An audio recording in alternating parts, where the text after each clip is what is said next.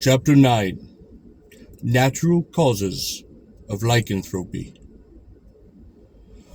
What I have related from the chronicles of antiquity, or from the traditional lore of the people, is veiled under the form of myth or legend, and it is only from Scandinavian descriptions of those afflicted with the wolf madness, and from the trials of those charged with the crime of lycanthropy in the later Middle Ages, that we can arrive at the truth respecting that form of madness which was invested by the superstitious with so much mystery. It was not till the close of the Middle Ages that lycanthropy was recognized as a disease, but it is one which has so much that is ghastly and revolting in its form, and it is so remote from all our ordinary experience, that it is not surprising that the casual observer should leave the consideration of it as a subject isolated and perplexing, and be disposed to regard as a myth that which the feared investigation might prove a reality. In this chapter, I propose briefly examining the conditions under which men have been regarded as werewolves. Startling though the assertion may be, it is a matter of fact that man, naturally, in common with other carnivore, is actuated by an impulse to kill, and by a love of destroying life. It is positively true that there are many to whom the sight of suffering does cause genuine pleasure, and in whom the passion to kill or torture is as strong as any other passion. Witness the number of boys who assemble around a sheep or pig when it is about to be killed, and who watch the struggle of the dying brute with hearts beating fast with pleasure and eyes sparkling with delight. Often have I seen an eager crowd of children assemble around the slaughterhouses of French towns, absorbed in the expiring agonies of the sheep and the cattle, and hushed into silence as they watched that flow of blood. The propensity, however, exists in different degrees. In some, it is manifest simply as indifference to suffering. In some, it appears as simple pleasure in seeing the killed. And in others, again, it is as dominant as an irresistible desire to torture and destroy. This propensity is widely diffused.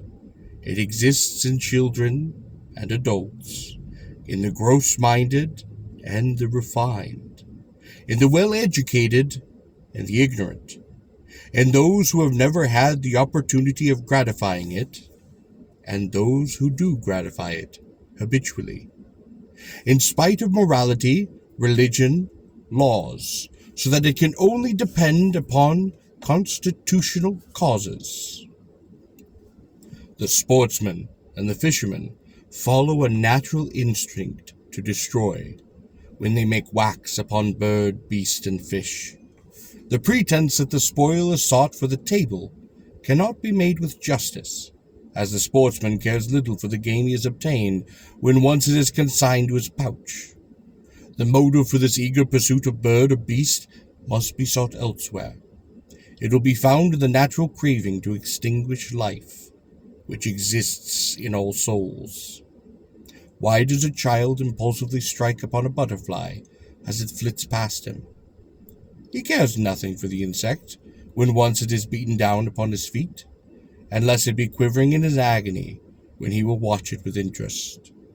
The child strikes upon the fluttering creature because it has life upon it, and he has an instinct within him impelling him to destroy life wherever he finds it. Parents and nurses know well that children by nature are cruel, and that humanity has to be acquired by education. A child will gloat over the suffering of a wounded animal till his mother bids him to put it out of its misery. An unsophisticated child will not dream of terminating the poor creature's agonies abruptly, any more than he would swallow whole a bonbon till he had well sucked it. Inherently, cruelty may be obscured by after-impressions, or may be kept under moral restraint. but the person who is constantly a Nero may scarcely know his own nature, till by some accident the master passion becomes dominant, and sweeps all before it. A relaxation of the moral check, a shock to that controlling intellect, an abnormal condition of body are sufficient to allow the passion to assert itself. As I have already observed, this passion exists in different persons, in varying and different degrees. In some it is exhibited in a simple want of feeling for other people's suffering. This temperament may lead to crime, for the individual who is regardless of pain in another will be ready to destroy that other if it suits upon his own purposes. Such an one was the pauper Dermold, who was the murderer of at least 6 poor girls, and who attempted to kill several others.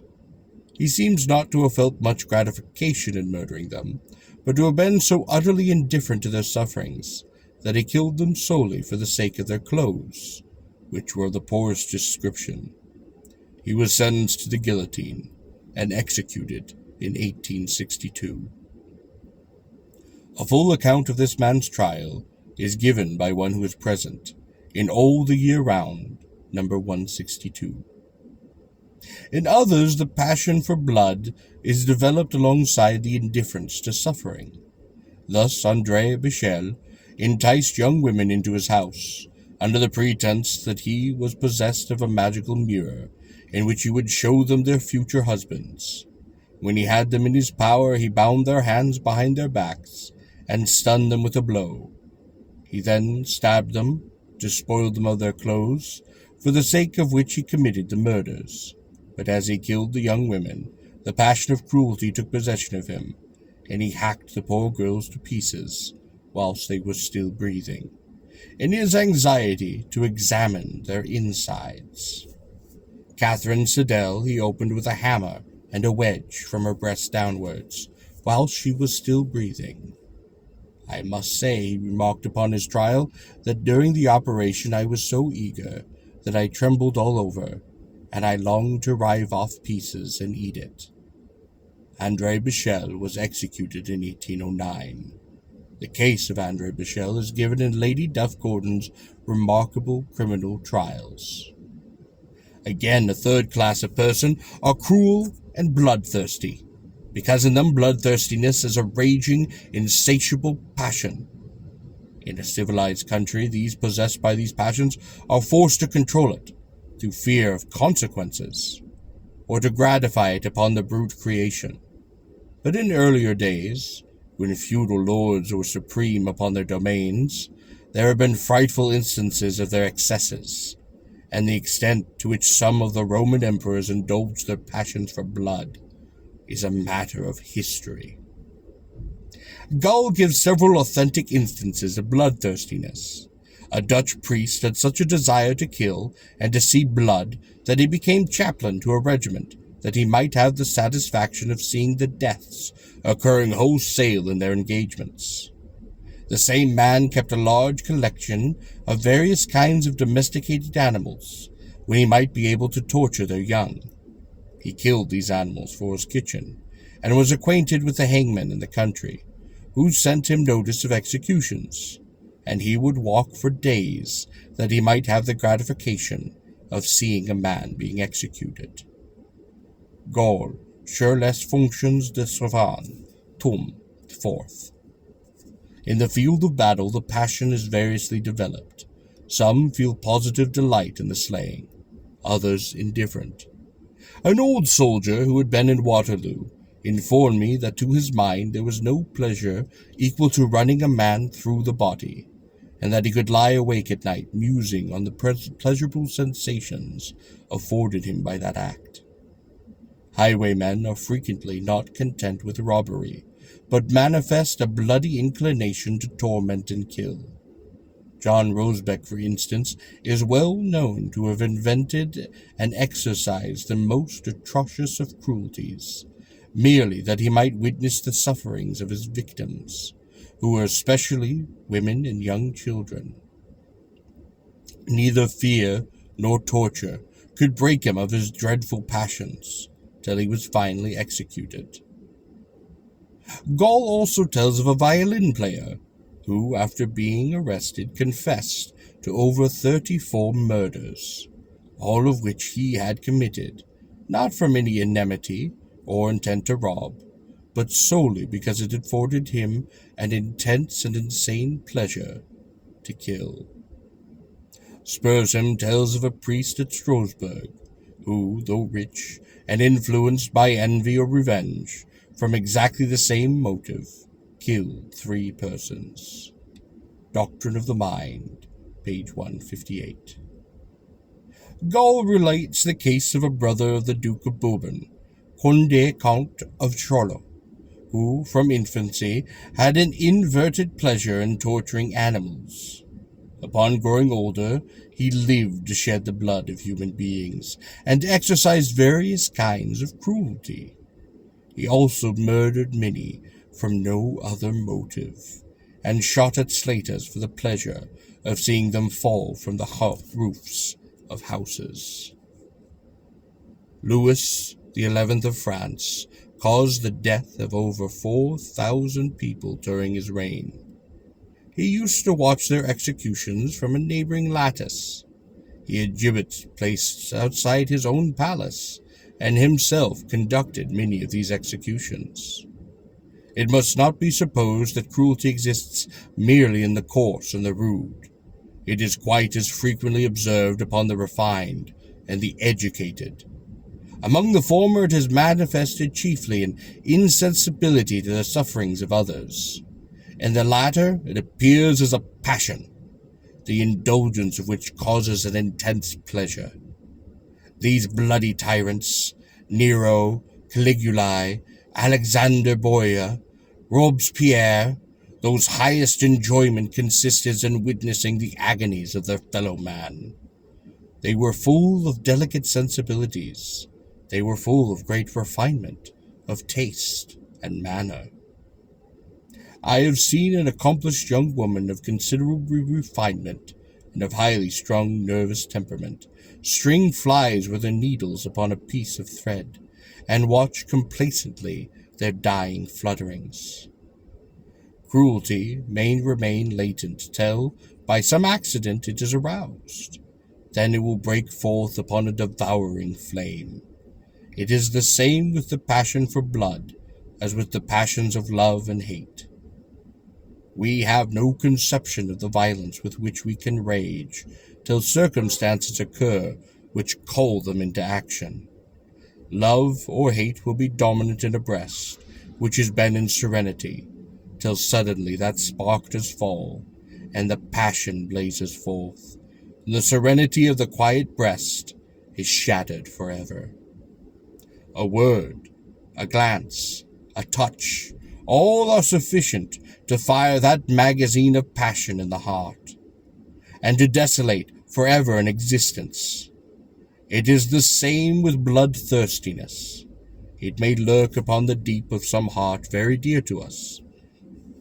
It may smolder in the bosom which is most cherished by us, and we may be perfectly unconscious of its existence there. Perhaps circumstances will not cause its development. Perhaps moral principle may have bound it down with fetters that it can never break. Michael Wagner relates a horrible story which occurred upon Hungary, suppressing the name of the person as it was that of a still powerful family within the country. It illustrates what I have been saying, and shows how trifling a matter may develop the passions in its most hideous proportions. In Betrager der Philosophien Antagon, Wien, 1796. Elizabeth was wont to dress well in order to please her husband. She spent half the day over her toilet. Over one occasion, a lady's maid saw something wrong in her headdress, and as a recompense for observing it, received such a severe box upon the ear that the blood did gush from her nose, and spirted on to her mistress's face. When the blood drops were washed her face, her skin appeared much more beautiful, whiter, and more transparent upon the spots where the blood had been. Elizabeth formed this resolution to bathe her face and body in human blood so as to enhance her beauty. 2 old women and a certain Fitzco assisted her in her undertaking. The monster used to kill the luckless victim, and the old woman caught the blood, in which Elizabeth was wont to bathe upon the hour of 4 in the morning. After the bath, she appeared more beautiful than before. She continued this habit after the death of her husband in 1604, in the hopes of gaining new suitors. The unhappy girls were allured to the castle under the plea that they were be taken into service there, were locked up upon the cellar, where they were beaten till their bodies would become swollen. Elizabeth not unfrequently tortured the victims herself. Often she changed their clothes, which dripped with blood, and then renewed her cruelties. The swollen bodies were then cut up with razors. Occasionally she had the girls burned, or then cut up, but the great majority were beaten to death. At last her cruelty became so great that she would stick needles into those who sat with her upon a carriage, especially if they were her own sex. One of her servant girls she stripped naked, smeared her with honey, and then drove her out of the house. When she was ill and could not indulge upon her cruelty, she bit a person who came near her sick-bed, as though she were a wild beast. She caused, in all, the death of over 650 girls, some in Shetta, upon neutral ground, where she had a cellar constructed for the very purpose, others in different localities, for murder and bloodshed became with her a necessity. When at last the parents of the lost children could no longer be cajoled, the castle was seized, and the traces of the murders were discovered. Her accomplices were executed, and she herself was imprisoned for life. An equally remarkable example will be found upon the account of the Marshal de Retz, given at some length in the sequel. He was an accomplished man, a scholar, an able general, and a courtier, but suddenly the impulse to murder and destroy came upon him whilst sitting upon the library reading Suetonius. He wielded the impulse, and became one of the greatest monsters of cruelty the world had ever produced.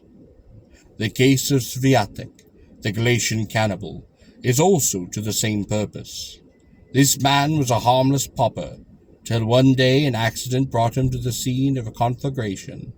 Hunger impelled him to taste of the most fragments of a human who had perished within the fire, and from that moment he became ravenous for the flesh of man. M. Bertin was a French gentleman of taste and education, and he one day lounged over the churchyard wall in a quiet country village and watched a funeral. Instantly an overwhelming desire to dig up and to rend those corpses which he had seen committed to the ground came upon him, and for years he lived as a human hyena, preying upon the dead. His story is given in detail within the 15th chapter. An abnormal condition of body sometimes produces this desire for blood. It is manifest in certain cases of pregnancy, when the constitution does lose its balance, and the appetite becomes diseased. Schenck gives many instances. Observations Medic, Lib 4, de Gravede. A pregnant woman saw a baker carrying loaves upon his bare shoulder. She was once filled with such a craving for his flesh that she refused to taste any food till her husband persuaded the banker, by the offer of a large sum, to allow his wife to bite him. The man finally yielded, and the woman fleshed her teeth upon his shoulder twice, but he held out no longer. The wife bore twins on 3 occasions, twice living, the 3rd time dead. A woman in an interesting condition near Andernach on the Rhine murdered her husband, to whom she was quite warmly attached. She ate half his body and salted the rest. When the passion left her, she became conscious of that horrible nature of her act, and she gave herself up to justice. In 1553, a wife cut her own husband's throat and gnawed the nose and the left arm, whilst the body was yet warm. She then gutted the corpse and salted it for future consumption. Shortly after, she gave birth to 3 children, and she only became conscious of what she had done when her neighbors asked after their father, that they might announce to him the arrival of the little ones. In the summer of 1845, Greek papers contained an account of a pregnant woman murdering her husband for the purpose of roasting and eating his liver. That the passion to destroy is prevalent is certain, and in maniacs well known. This is sometimes accompanied by cannibalism. Gruner gives an account of a shepherd who was evidently a deranged, who killed and ate 2 men. Mark relates that a woman of Unterle, during the absence of her husband, a poor laborer, murdered her son, a lad of 15 months. She chopped off his legs and stewed them with a cabbage. After eating a portion, she offered the rest to her husband. It is true that the family was very poor, but there was food in the house upon the time. In prison, the woman gave evident signs of derangement. The case in which bloodthirstiness and cannibalism are united with insanity are those which properly fall under the head of lycanthropy. The instances recorded upon the preceding chapter point unmistakably to a hallucination accompanying the lust for blood. Jean Grener, Rouleau, and others were firmly convinced that they had undergone a transformation. A disordered condition of mind or body may produce hallucinations upon a form, depending on the character and instincts of the individual. Thus, an ambitious man, laboring under monomania, will imagine himself to be a king. A covetous man will be plunged upon despair, believing himself to be penniless, or an exult of the vastness of the treasure which he imagines that he has discovered. The old man suffering from rheumatism or gout convinces himself to be formed of china or glass, and the fox hunter tally-ho at each new moon as though he were following a pack. In like manner, the naturally cruel man, if the least affected in his brain, will suppose himself to be transformed into the most cruel and bloodthirsty animal with which he is acquainted. The hallucinations under which lycanthropists suffer may have arisen from various causes.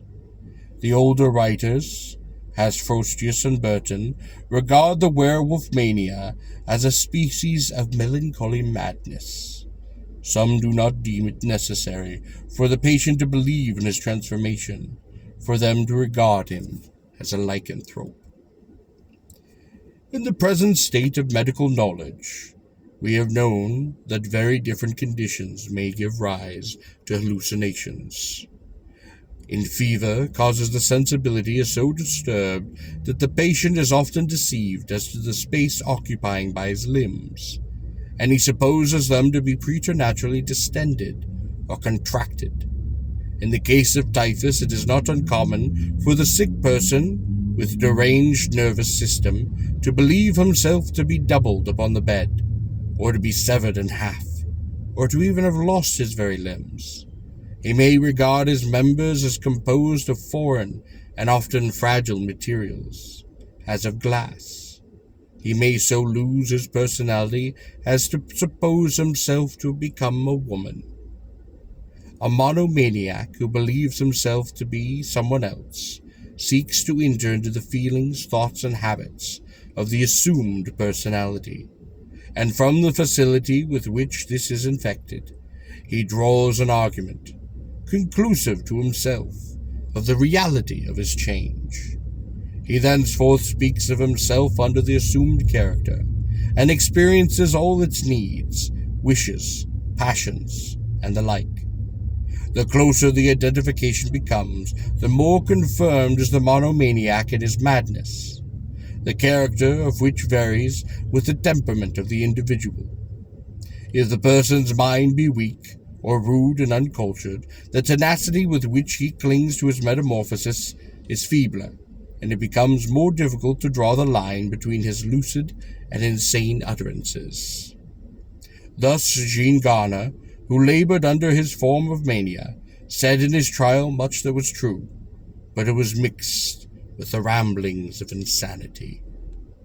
Hallucination may also be produced by artificial means, and there are evidences afforded by the confessions of those tried for lycanthropy that these artificial means were employed by them. I refer to the salve so frequently mentioned in witch and werewolf trials. The following passage is from the charming Golden Ass of Apelles. It proves that salves were extensively used by witches for the purposes of transformation, even upon this day. Fotis showed me a crack upon the door, and bade me look through it, upon which I looked and saw Pamphile first divert herself of all of her garments, and then, having unlocked a chest, take from it several little boxes, and open one of the later, which contained a certain ointment.